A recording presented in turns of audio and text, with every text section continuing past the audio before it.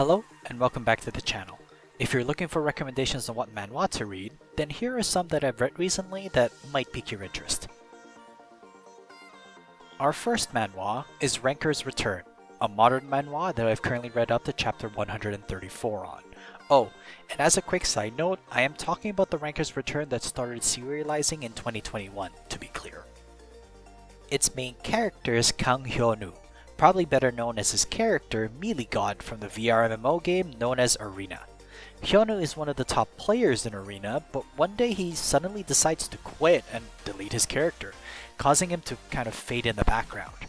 Arena ends up becoming more popular as Hyunwoo wants to focus on his real life instead of playing video games. He ends up being pulled back into playing Arena after 2 years as he is in dire need of money, and Arena is now a source for that, clearly. The story is 8 out of 10. The introduction provides an interesting enough plot to ease you into the opening arcs of its story. It does develop its own style of storytelling and adopts a more comedic routine with some streaming aspects sprinkled in. And it's become a formula that keeps you coming back to it, honestly. The characters are 9 out of 10. The friendships, rivalries, haters, and sidekicks of Melee God are all characters that lend to my enjoyment of the manhwa. These somewhat predictable yet satisfying cliches offer an experience of comfort if you read enough of these types of manhwas. It doesn't help that Hyunwoo is very crafty and arrogant due to his skill, thus making me rethink whether or not he is a good character or not. The art is 7 out of 10. While I would consider the art to be its weakest link, it doesn't detract from that experience and formula that I mentioned earlier. I just find the style to be a little flat for my taste, honestly. I will say though that it does showcase Hyunwoo's skill in the game quite well. So if you're looking for a modern game manhwa that has enough chapters to get a proper enjoyment out of it, that presents both its characters and its story in a comedic action fashion, mark down Ranker's Return for your next manhwa reading session. Also, if you've also read such titles as Grand Warlock Streamer, Warden Torn Newbie, and Overgeared from my previous videos, Ranker's Return fits right in. The next manhwa on our list is The Perfect Hybrid, a modern manhwa that I've currently read up to chapter 74 on. Its protagonist is Yu Gwang-ik, an individual with an interesting background.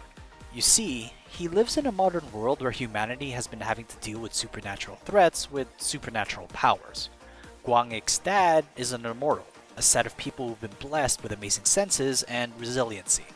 His mom is a transformer, a different set of people who have been blessed with overwhelming physical prowess and the ability to transform to enhance that prowess even further. This manhwa follows Gwang-ik's journey of having to navigate the world as a mixed blood, as neither of his parents know the other is a supernatural being. The story is 7 out of 10.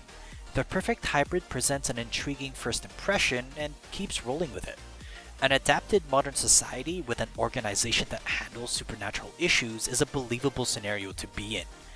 Gwang-ik, of course, ends up joining this organization as part of a problematic yet successful set of characters.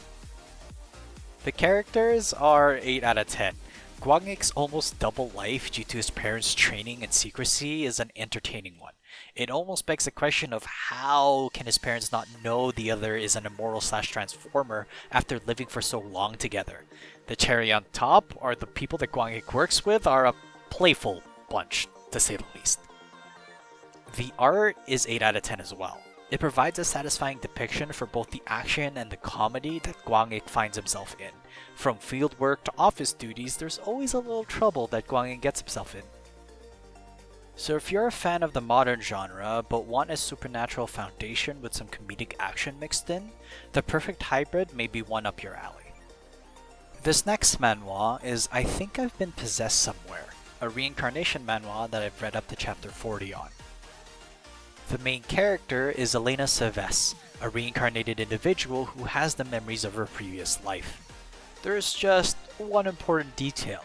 Her past life was an avid reader of romantic fantasy novels, and so Elena starts trying to assess her new life as if she was inside one of these novels. Her problem? She's read so many that she can't quite figure out which novel she reincarnated into. Will Elena be able to recollect the story of the novel? Is she even reincarnated into a novel world in the first place? The story is 7 out of 10. The manhwa's initial tone is mysterious, but it clearly sets up to be that of a romantic fantasy novel, although that just could be because of Elena's perspective. Elena herself even recognizes this quote-unquote setting as such and acts accordingly to amusing effect. For now, I don't think 40 chapters has done anything major other than setting itself up for an interesting time for Elena and those around her, but clearly there's a lot going on. The characters are 8 out of 10.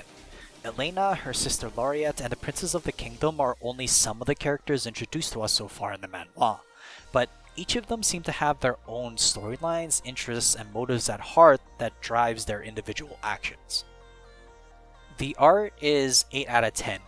The use of light colors, varied backgrounds, and feast for the eyes characters allow the story to take the mysterious romance tone that it adopts.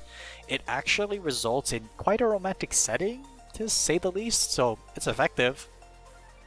Honestly, if you're looking for a romantic fantasy manhwa akin to the ones Elena reads so much and are okay with the air of mystery surrounding the main cast, then I think I've Been Possessed Somewhere would be a manhwa for you. Our next manhwa is Supremely Talented Player, a modern manhwa that I've read up to chapter 30 on. Its main character is Kang Yu-sung, otherwise known as the Hero King. His Earth was transformed to become a game where players must overcome towers. If they do not, Earth and humanity along with it perishes. These quote-unquote game seasons happen every year, and so far they have been able to clear every season. Will this continue on? It seems as if the towers continue to get more and more difficult. Is there even an end? The potential is 9 out of 10. The portrayal of Kang Yu-sung is an interesting one. He isn't the goody two-shoes type of main character that seeks to save the world and be regarded as a hero. Instead, he goes along with his contractor's ideas of seeing Yu-sung as a plaything for entertainment. It gives an overpowered yet anti-hero-esque vibe that I can't quite grasp just yet. I hope to see more of Yu-sung's actual character development and see what is a facade and what is not. The art is 7 out of 10. The action and portrayal of the dangers and games within are interesting enough to keep you invested. Also, Yu-sung's overbearing power is given the proper stage in the pages I've read so far. If you're a fan of an overpowered main character in a modern, almost apocalyptic setting, then keep Supremely Talented Player on the list. I'll keep reading and update in a future video if it rises to my outlined potential or falls flat. Also, if you've enjoyed the Max Level Hero Strikes Back because of its overpowered main character, then Supremely Talented Player should be your next read. Welcome to the highlight portion of today's video as we look at how one of the manhwas mentioned in the previous video is faring as I've continued reading it. Slight spoiler warning as we will be discussing the events in the manhwa since my previous opinion. Today's highlight is Being a Maid is Better Than Being a Princess, which I've now read up to chapter 32. Info card and description will have links to my original opinion. We last saw Sienna working as a maid in the royal palace, and the events that transpired after are interesting. I initially thought that the direction of the manhwa would lean towards a more romantic vibe. While I still do think there will eventually be some romance just by the nature of its initial chapters, I've been both surprised and let down that there hasn't been that much development on that front.